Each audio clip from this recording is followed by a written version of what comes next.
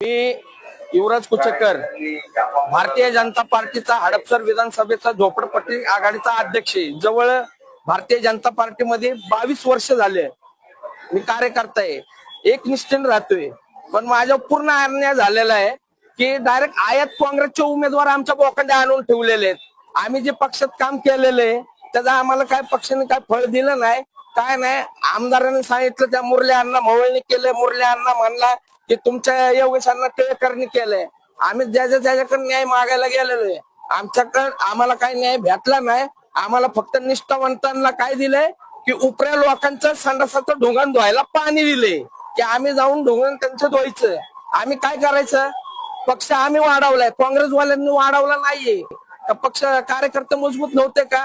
हे अन्याय झालेला आहे, अक्षरशः जे झाले ना चुकीचं झालेले। मी तर काय पेटवून घेणार नाही, पण ही आपाप पेटणार आहे का की बीजेपीचे जे आहेत उमेदवार ते 100% नाही 110% पडणार आहे। आणि हा शब्द माझा एका मागाचा आहे, मर्यादा लक्ष्मी आहे। जय मांगीर बाबा, जय लवजी।